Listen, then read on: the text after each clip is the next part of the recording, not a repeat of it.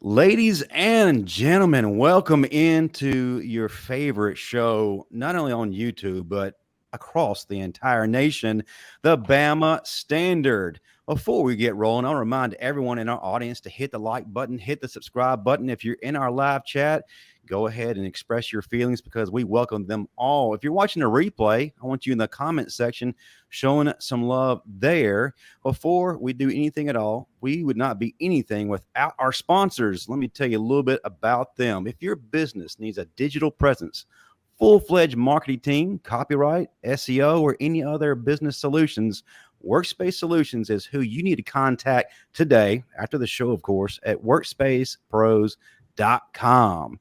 Not only that, folks, we all know the football season never truly ends, especially for Alabama fans. So we invite everyone to get you a title towel.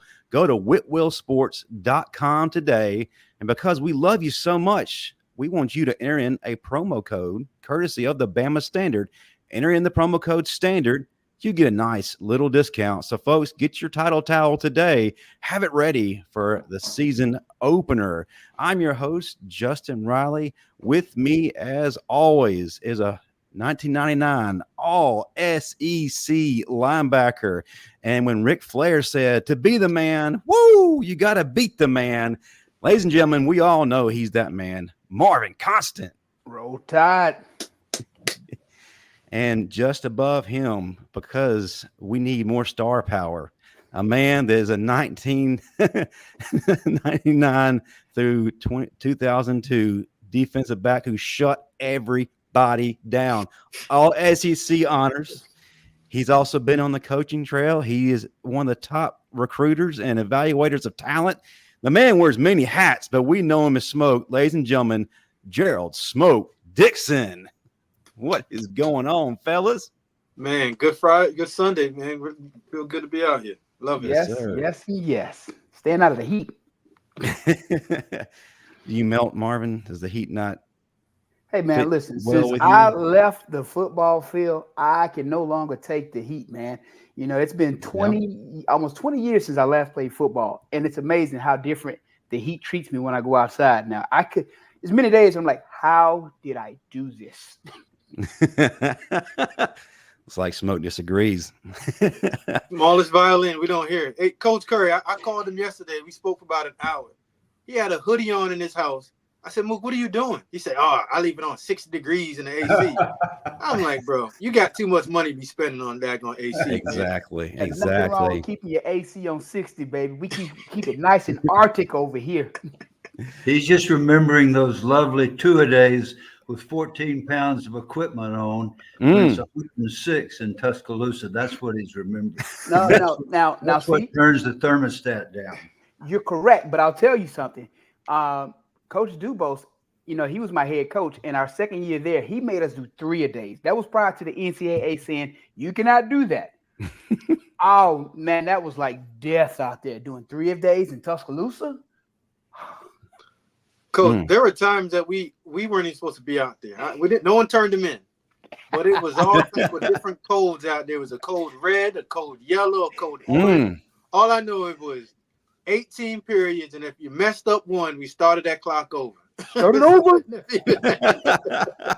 Well, as you can tell, we got a little bit ahead of ourselves, but that's okay. We're excited. We've got a fantastic guest here tonight. Ladies and gentlemen, he's a 2-time Super Bowl winner, an all-pro, Bobby Dodd Coach of the Year, ACC Coach of the Year, 2-time SEC Coach of the Year, and the list can go on and on. You welcomed him into your house on every Saturday for about 10 years for your college football game day experience. Welcome back to the stage, former Alabama head coach, Bill Curry. Yes, sir. Thank you. Thank you.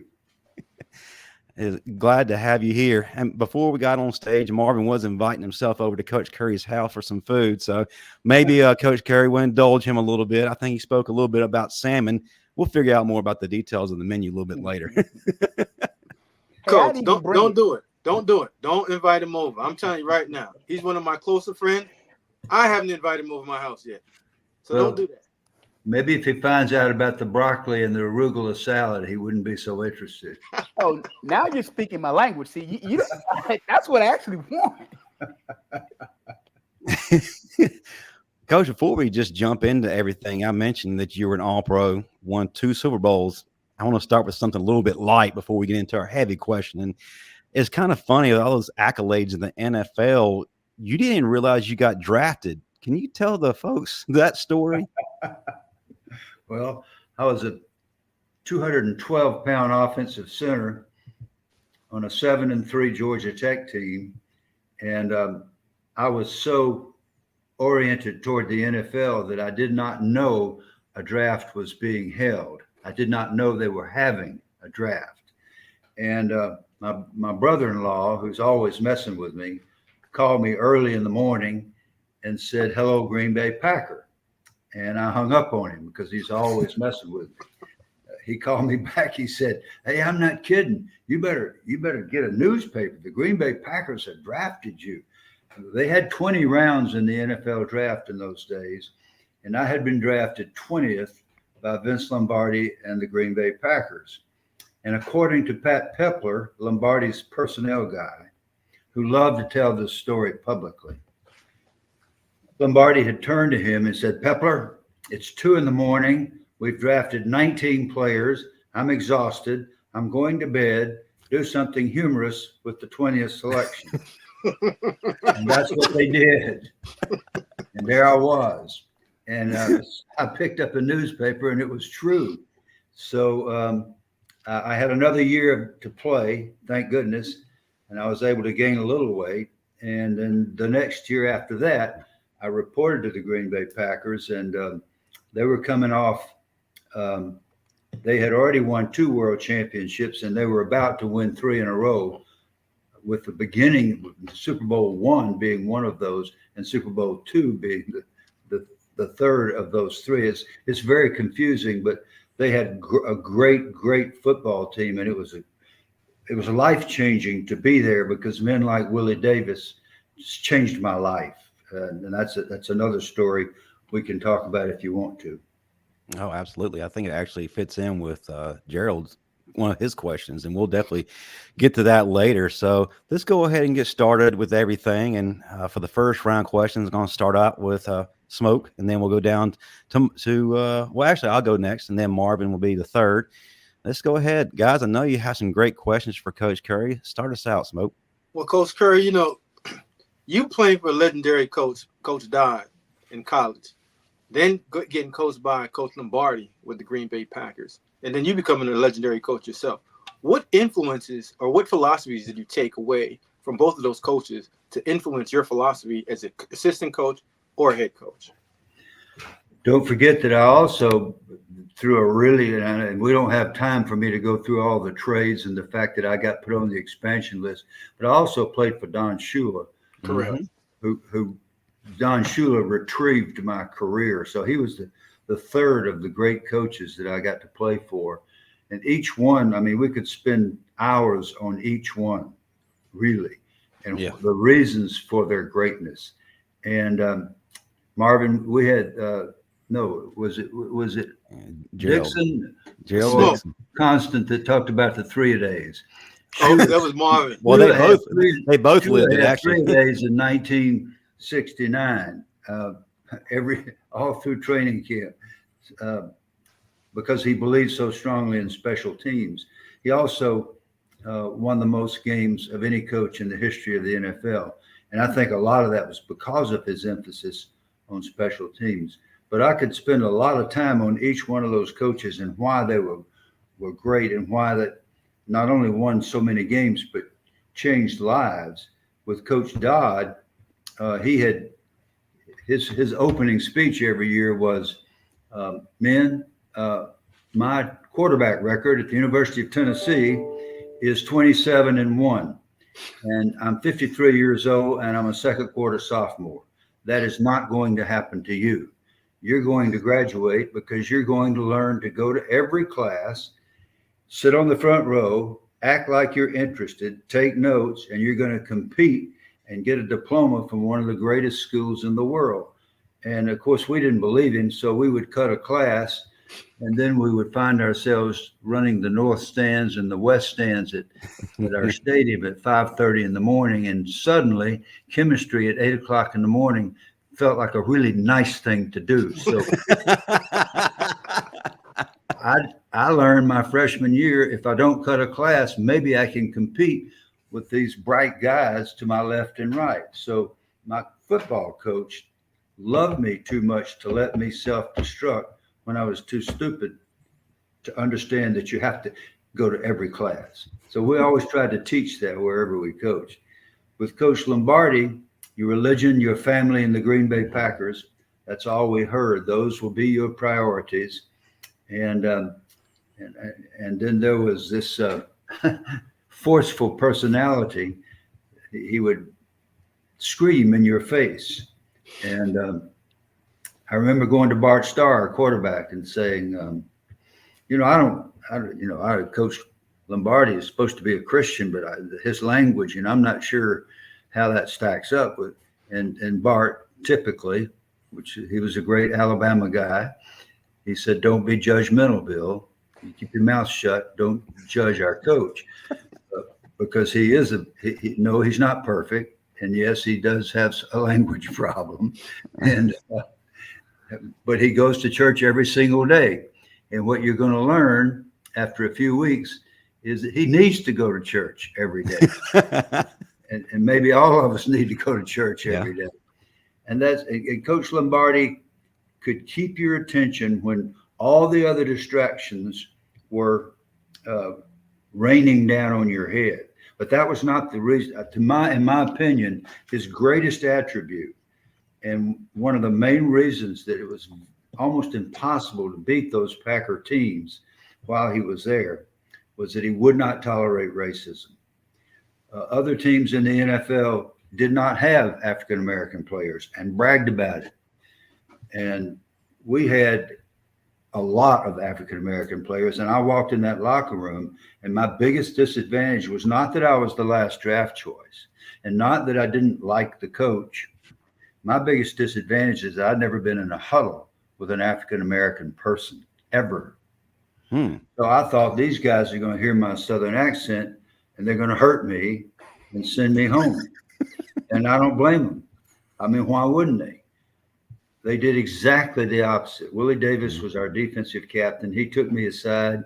He said, "Bill, I think you got a chance to make our team, and I'm going to help you." I said, "You what? You're going to help me?"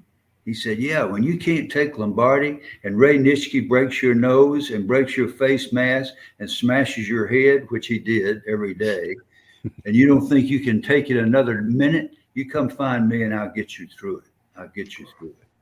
Well, he just changed my whole life because I never looked at anybody in the same way I had prior to that.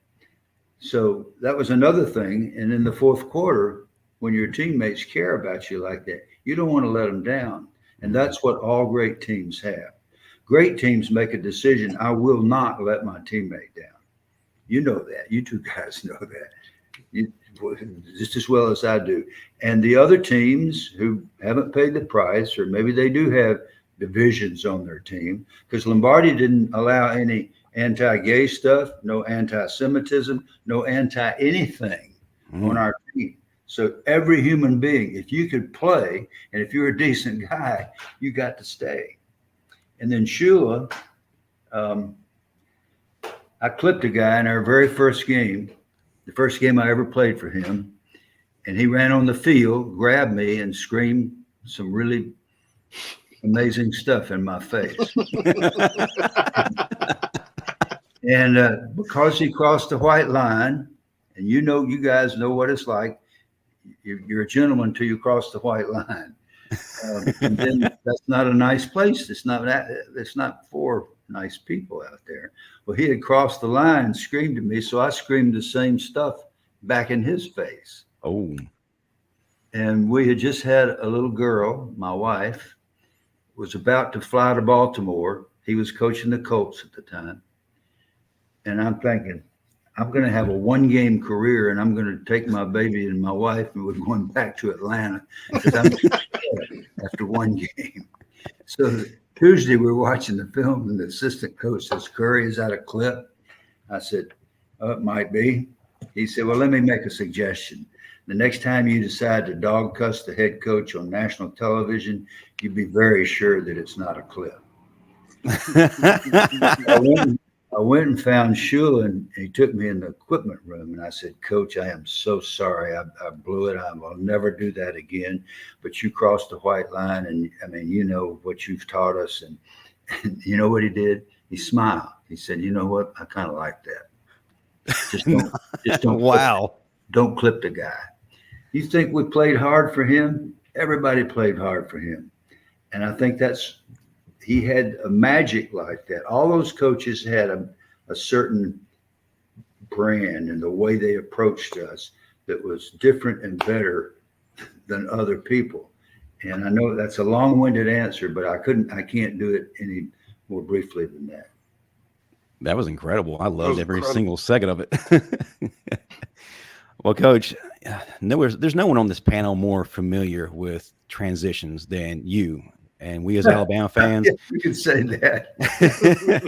Yeah, maybe I should have had a better wording, but we're watching Coach DeBoer come in, and I don't think Bama fans truly understand what he's enduring right now. So we hope through some of your stories and your experiences, it help us, the common fan, the armchair quarterbacks, if you will, to understand things.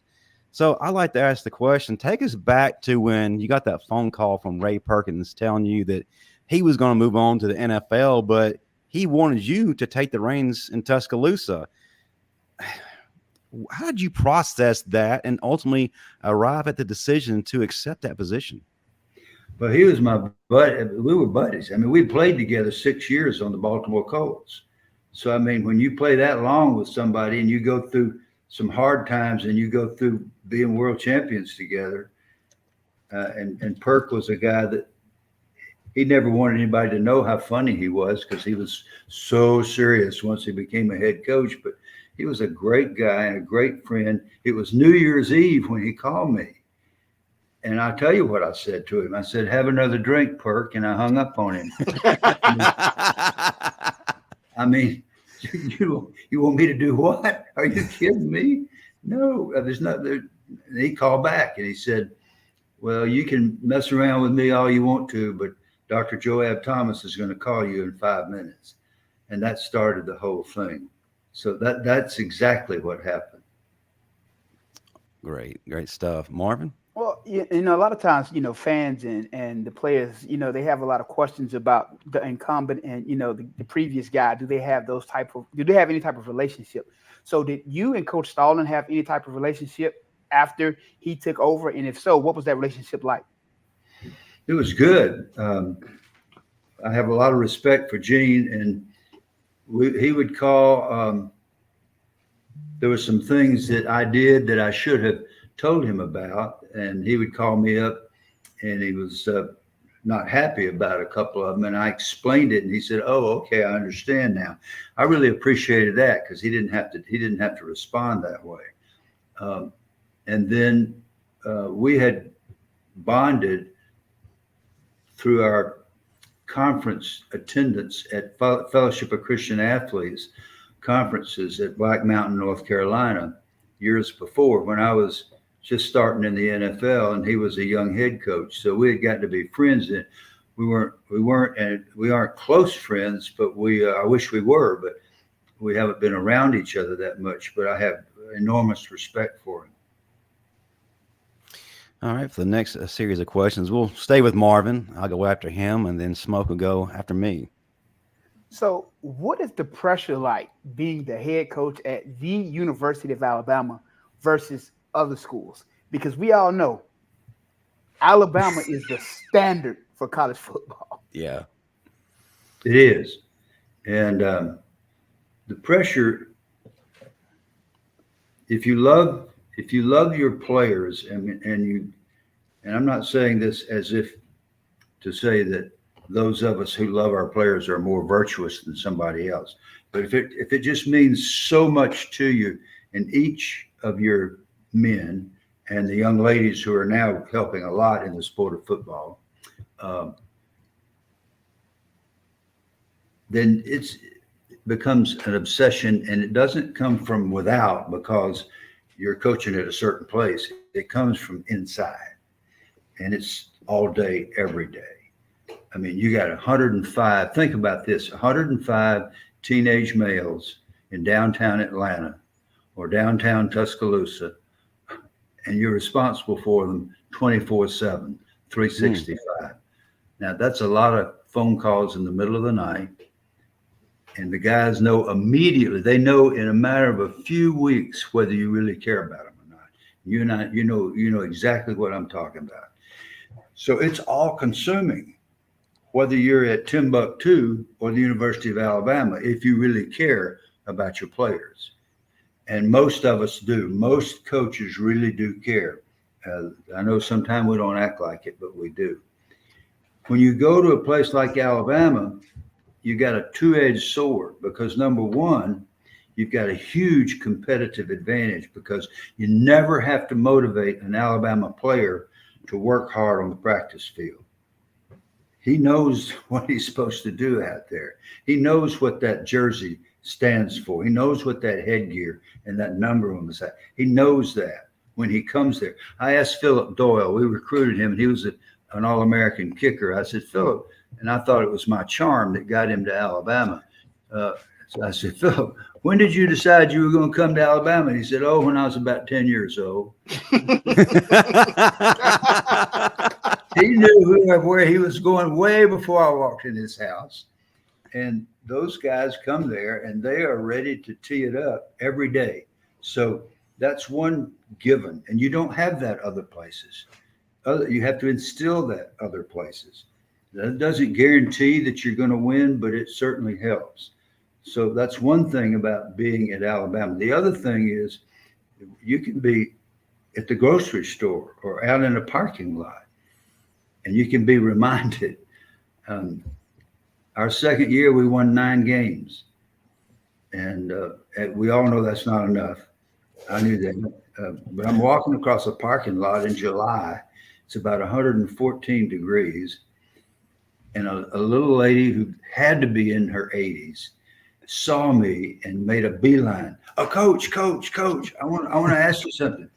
I was sure. I didn't know she was going to ask me to come speak to the Cotillion Club or something, but she's coming across a parking lot in downtown in Tuscaloosa, and she's motoring in her high heels.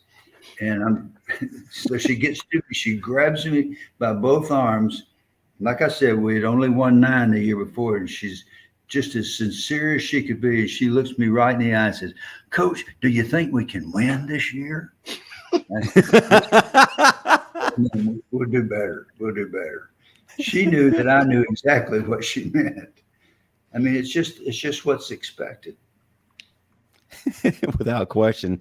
And Coach, I've had the enormous blessing of being able to talk to former Alabama players across many decades. And one of the things they always tell me, Alabama is not for everyone.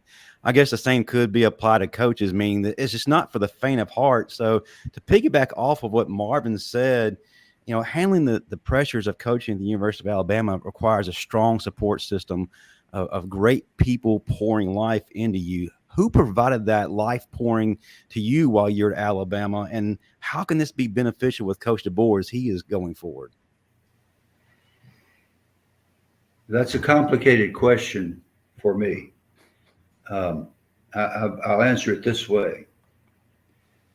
If you are to do the job at Alabama, and we've already pretty much defined that without having to go into numbers or championships, but we know what that means, then you need most everybody on your side. And you earn that by, first of all, winning, and second, winning the right way, recruiting the right way, and or you don't earn it at all. And maybe things don't work out such that that you become part of that family. And if you don't, then it's imperative that you realize that and move on.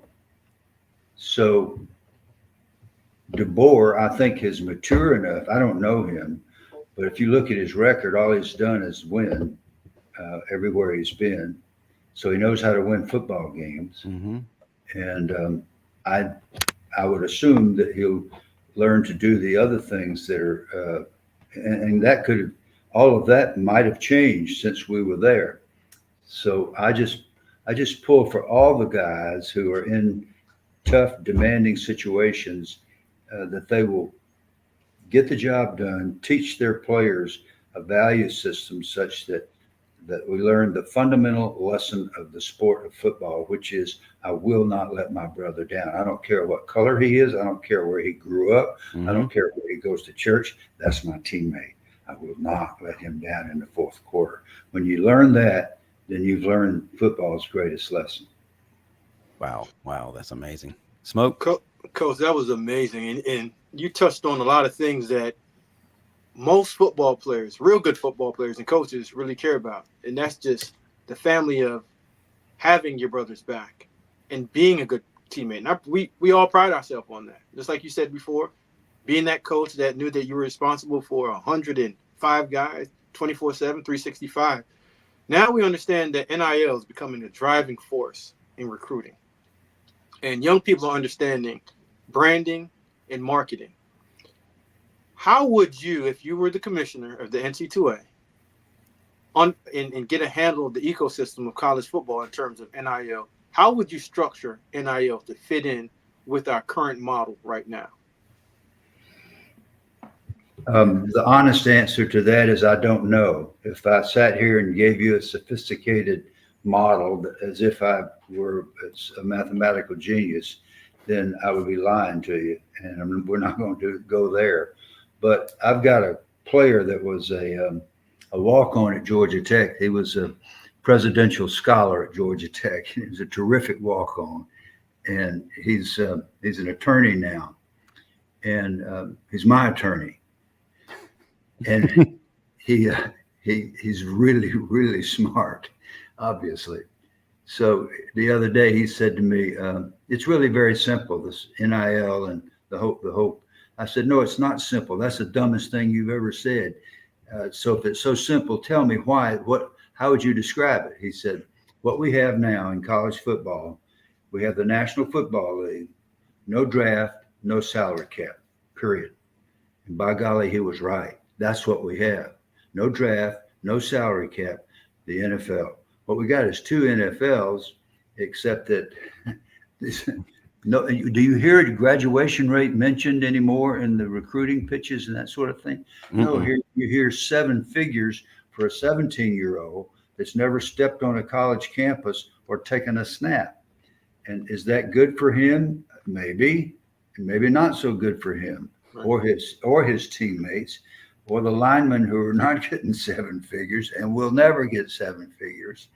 And so when somebody asks me a question like that in these complicated times, I still remember being in team meetings when I would try to shoot my mouth off, and one of my teammates say, "Shut up, Curry. Your job is to hike the ball and be run over slowly. That's all you got to do." Yeah. Being a right guard right now, I would be hating that position, because we all know that's the least talked about and probably the least paid position on the field.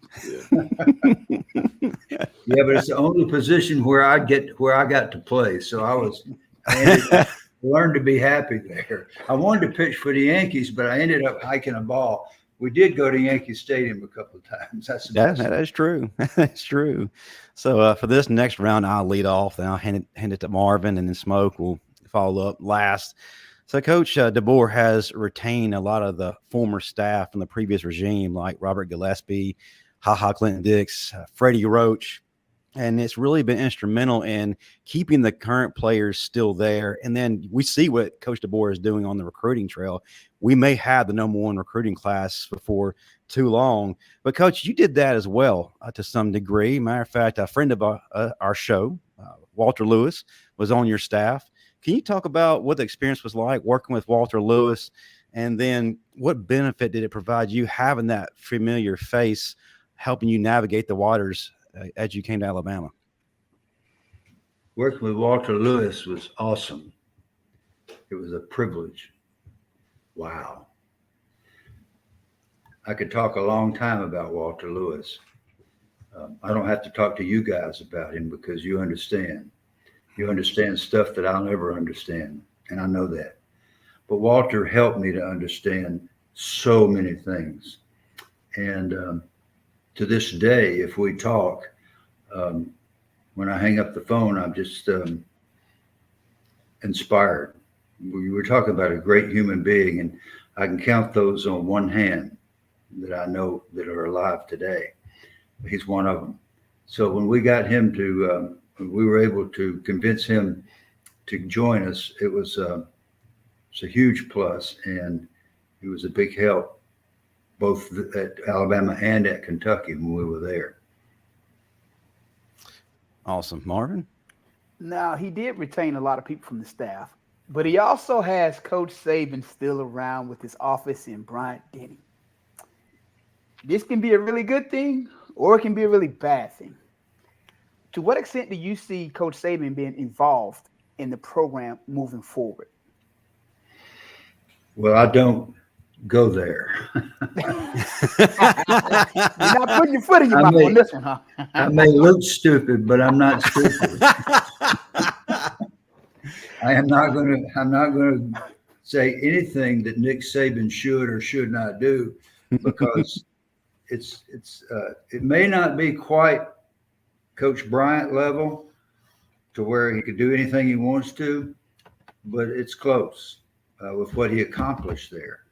When you take the Alabama players' commitment and a great football coach like Bryant or Saban, then you can look at the results and tell what happens. And what Coach Saban accomplished there, I don't mean by himself, I know better, but with the Alabama mystique and the Alabama motivation and the great players and coaches that came there, what he did is probably not going to be duplicated by anybody. But it's really wise to stick to some of those traditions and as much as possible and keep those people. And sounds like DeBoer knows that. And he wouldn't have done what he's accomplished at his other places of work if he weren't a great coach. Right. But just imagine after about 3 weeks, you see Coach Saban with that straw hat coming across the field with that vest on. Dang it, men! Well, I think what you do is you run up and hug him and say, "I'm so glad to see you." Absolutely. Big bear hug. No, I don't have an answer for that. I do think this. I would, and this has probably happened. I think a couple of, or as many times as you could get Nick to sit down and talk to you. If you're DeBoer, you need to do that and take notes. I mean, I'm dead serious about that. That's what I would certainly want his advice, and I would make it clear that I would listen to him anytime.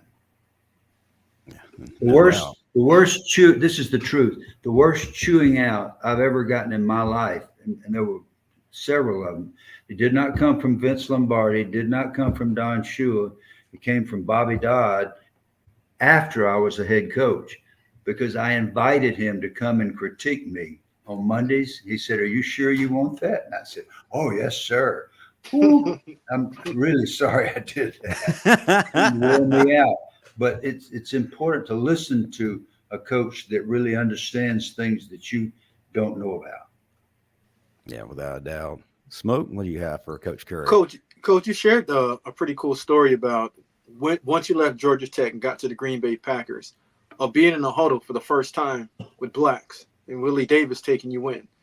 Reggie Jackson shared a really, really cool story about him playing in the South and what he had to go through segregation and racism and not being able to eat in certain restaurants or stay in certain hotels and having protection from his coaches and also his teammates. Now, you going through that and being back then at that time, what we have to add on Reggie's comments, and do you have any short stories to share of your own? Well, I got a lot of stories because Willie wasn't the only Packer that welcomed me. Herb Adderley was, he wasn't demonstrative, but if you're a DB and you want to see how to play DB, go get the films of Herb Adderley. He's a Hall of Fame. Of course, Willie was a Hall of Fame defensive end. Elijah Pitts, a running back from Arkansas, who obviously that he had experienced all kind of things. But the key moment for me, well, there were two key moments. One was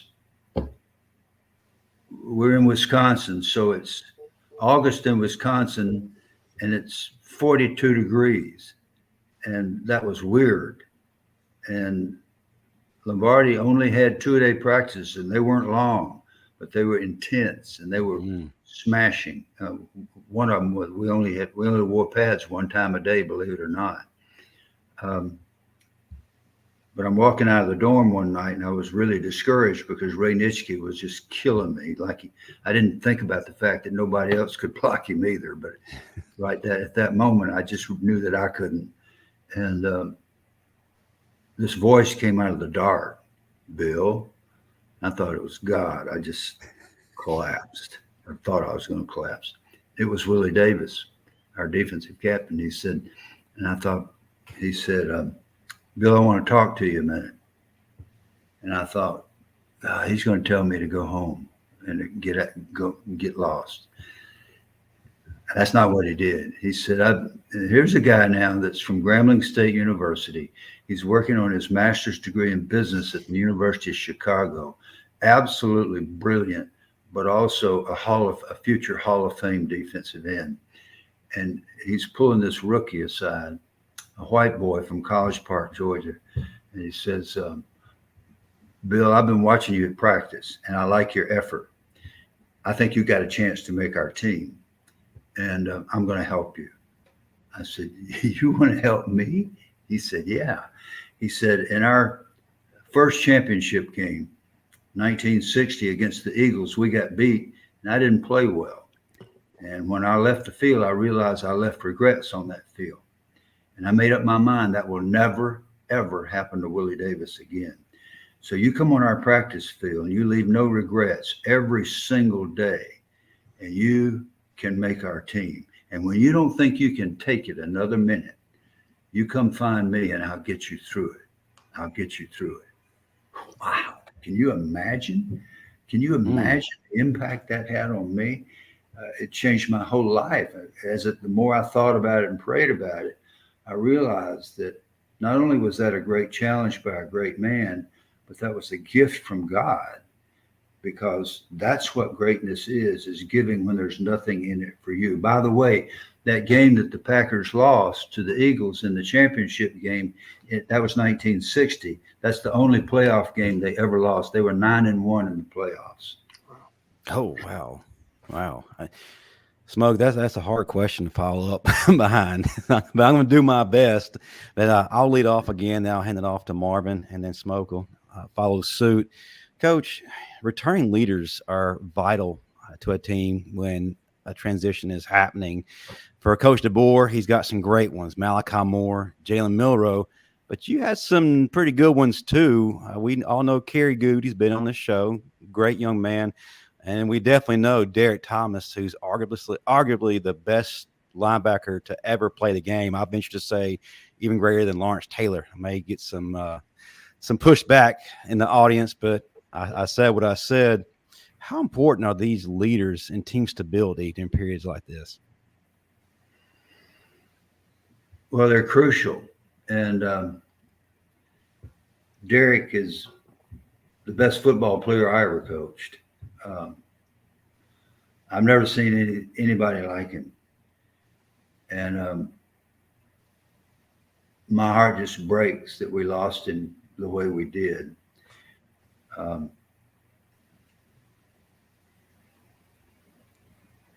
He loved to play football. He did not love to go to class.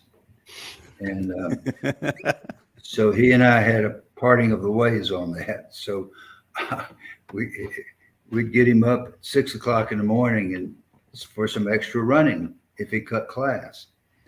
And finally, my assistant coaches started coming to me and said, "Coach, you're killing us because Derrick doesn't even get tired.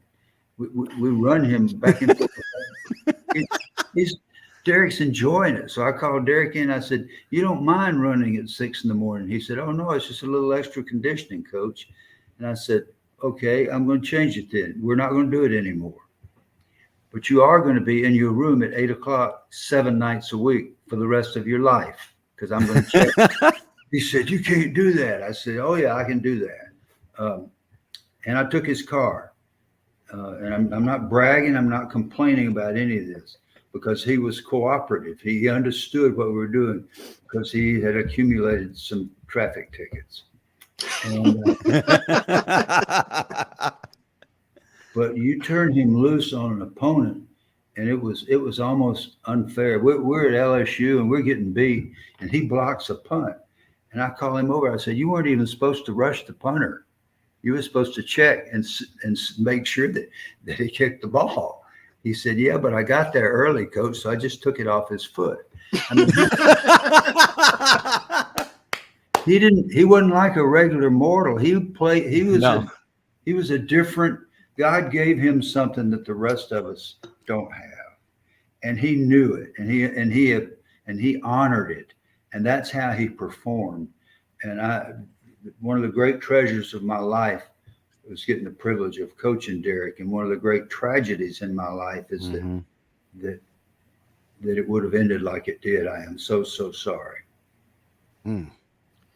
Marvin. Yeah, but so to answer your question, and Kerry Good is as inspirational as anybody I've ever known to this day.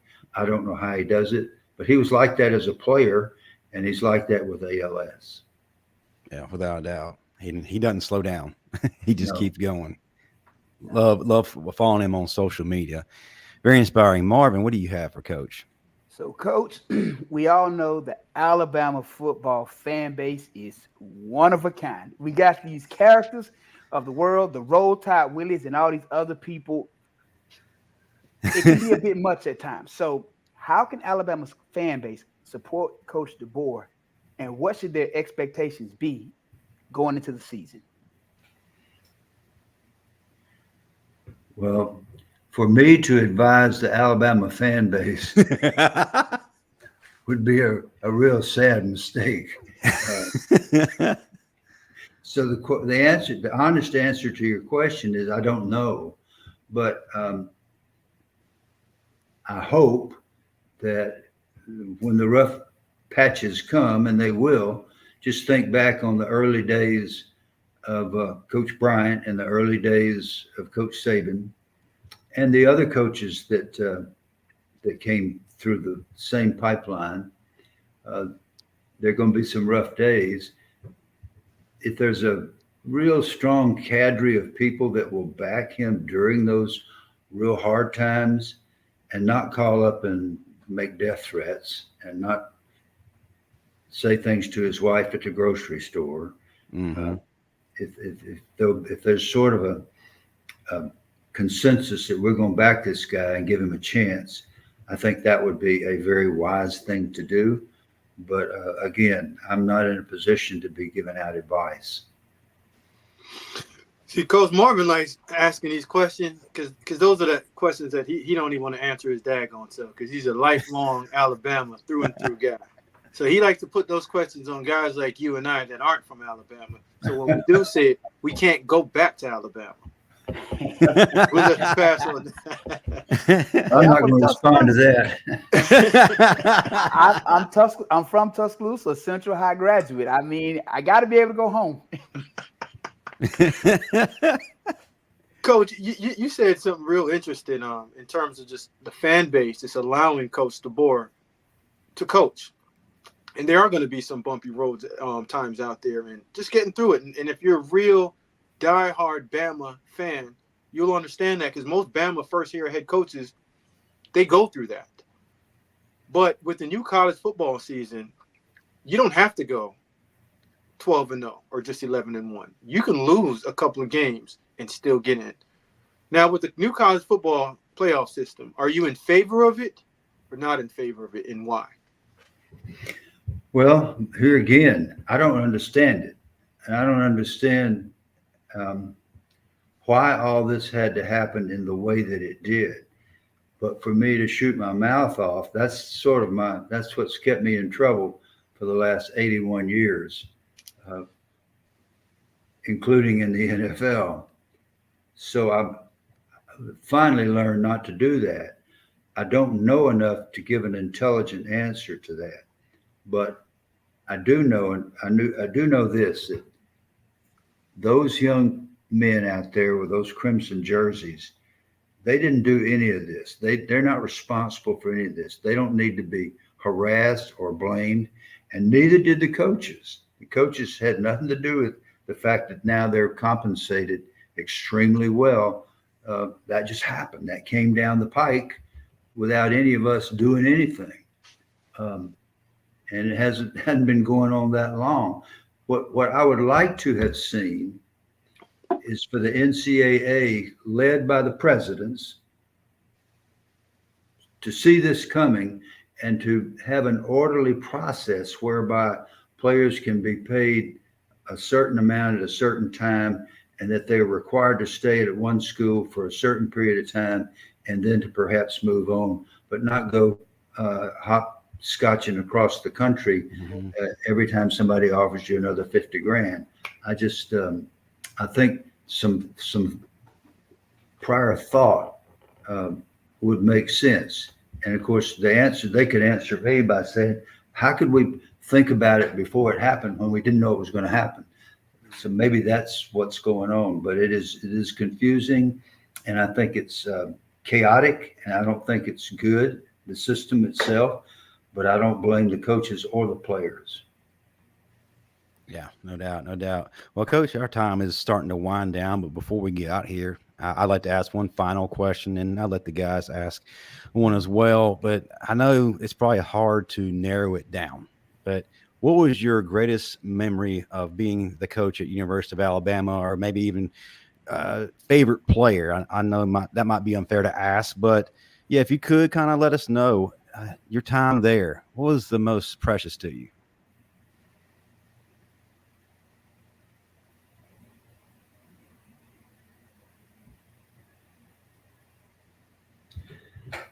I'm not going to give their names because I don't want to get them in trouble. But I had 3 linebackers. And the coach's radio show had become extremely difficult, demanding. Not just demanding, but tough. And one night I walked in, I had my radio guy all set up, and we had a place. Obviously, we had a place where we were going to do it, and my 3 linebackers were seated, and they said, "Coach, don't even come in. You go on. You go on." I said, "What do you mean go on? We're going to handle it. We're going to talk to the people. We don't want you to have to talk to them anymore." I just hugged all 3 of them. I said, "I will never forget you for this, just the thought." And so thank you. God bless you. Now get out of here and go to study hall. I think, but they were doing that out of the goodness of their hearts, and not because they were trying to be wise guys or anything. They were just, they saw what was going on, and they wanted to help deal with it. And I think that's when I realized that we really got a chance to become a decent Alabama football team. We never finished the job, and I wish we had, but we got a good start on it. Without a doubt. Marvin, Smoke, do you have anything final before we start to wrap things up? Sports can be one of the greatest teachers of life lessons. So out of all your years of being a player and a coach, what is the greatest life lesson you've taken away from sports?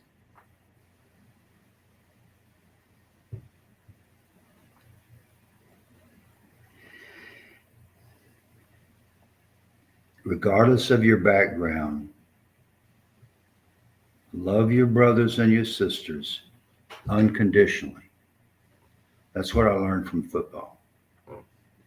Give them every ounce you've got all day, every day. Don't point fingers. Take responsibility. Show the way. And when your brother's down and out, go find him, pick him up, hug him, and help him get going again. Basically, do for your teammates what Willie Davis did for me. And he didn't even know me at the time. I believe that's the great lesson of football. If I had to pick one. Man, that's powerful. That's a powerful statement. Coach, we all know that recruiting is a game of being competitive, and everybody wants to win that one big recruit, or that one big player. Was there one player that you missed out on and you said, God, dog it, I wish I would have had that guy? There were a lot of players we missed out that we would love to have had.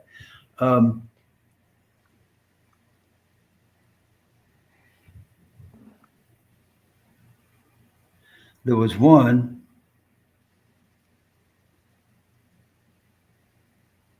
and I'm embarrassed because I'm struggling for his name.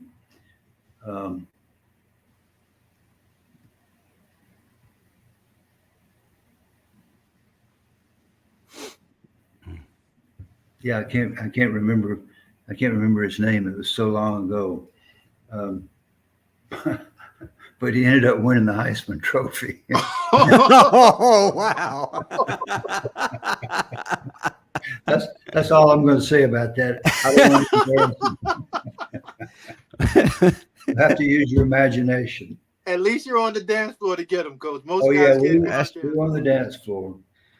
But Coach, in all fairness, you did bring in somebody who's responsible for arguably one of the best plays in Alabama history, and it's shown before every game at Bryant-Denny Stadium, George Teague. And he's a friend of our show. He's family. You got him in. So I feel like that kind of overcomes the missing out on the Heisman winner. Well, I love George. We all love George. And George wasn't just a great football player. He was a great engineering student. I don't know if he followed through with the engineering degree, but that's what he was capable of. And I couldn't wait to get to him after he made that play so I could brag on him and hug him. And I said, tell me this, what were you thinking? What were you thinking? Because that guy Thomas was supposed to be the fastest guy in the field, and for some reason you got much faster in the moment. And he said, he was my man. He was my man, Coach. I had to catch him. That was his answer. That's all. That was the only answer he had, and that was enough. That's a great answer. Well, folks, before we head out, I want to remind everyone of the other programming we have on our great channel. Don't forget about the Final Whistle, which is going to be later on tonight, 8 p.m. Central, 9 p.m. Eastern, with a host of former Alabama players and some guys who just love the game. And then on Wednesday night, Cece Payne will be back with the Crimson Dynasty. Great co-hosts Dan James and Hannah Stevens. That's going to be at 6:30 p.m. Central, 7:30 p.m. Eastern. The nightcap, we just talked about him, George Teague with Teague's Take, 8:15 p.m. Central, 9:15 p.m. Eastern. And then at the end of the week, we have Saturday nights Talking Bama with Josh Tucker and Justin J.B. Baines. We got plenty of great content for all Alabama fans throughout the offseason and during the season. You definitely want to be here. All right, guys, like I normally like to do before we head out, I want everyone to tell the folks what they have going on outside of here and how they can find you on social media. Coach, we'll save you for last. Marvin, as always, start us out. Then we'll go to Smoke, and Coach will finish it up. First and foremost, Coach, I got to say thank you. It's truly a pleasure. Thank you. You're welcome. You are welcome. And what I got to pop is not even important right now. If you want to follow me on Instagram, Constant45, Twitter, Constant451. That's all I got for you right now. Thank you, Coach. Coach, I'm gonna do the same. I can't even sell myself when somebody sat down and told so many beautiful stories today, and you brought a lot of light to my life. Of the stories that you shared. That there is hope out there, for individuals that think other than us, than people that want to see the world progress. So I appreciate you again for just sitting here and just sharing light on all of us. What a wonderful interview. Absolutely. Coach, I can't thank you enough. It's been an absolute honor. I love every time that you decide to be a part of what we have here. And I'm grateful for how God continues to use you in every way. Before you leave, tell folks what you have going on and then how they can possibly be a part of it if you have any charities or whatnot that you're a part of. Well, there is a very important foundation that we work with all that have been for about 20 years. It's called Breakthrough House. And we accept women who are homeless or imprisoned, who are dealing with substance abuse, very often have children. And we take the shackles off at the door. And the treatment system is very orchestrated, very disciplined. It's hard. But when they come through it, when they graduate, they have a life. Their children are tutored. They have a job. They have a place to live. They understand what they need to do to sustain those things. And so we support the Breakthrough House in Decatur, Georgia, with all our hearts. And we see miracles over there a lot. I would love to say that I had a lot to do with it. I have not. I have tried to help where I'm allowed. Which I'm sure was a profound impact.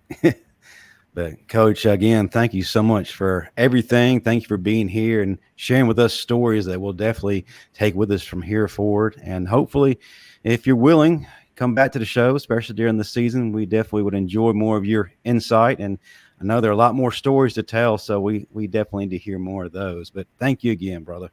Well, thank you for having me, and thank you guys. I think it's really a brilliant thing to have two real guys who actually competed and understand this game of ours. To have them on is a big joy for me. No doubt. Well, I hate that three of our other cast members weren't able to be here today, but I know that they'll be looking forward to seeing you when you're able to come back with us again this season. So thank you. Yes, sir. Yes, sir. Well, folks, that'll do it for us here at the Bama Standard. Stay tuned for more great Alabama content because you can't find it anywhere else but here. Roll Tide, everybody. Roll Tide. Roll Tide.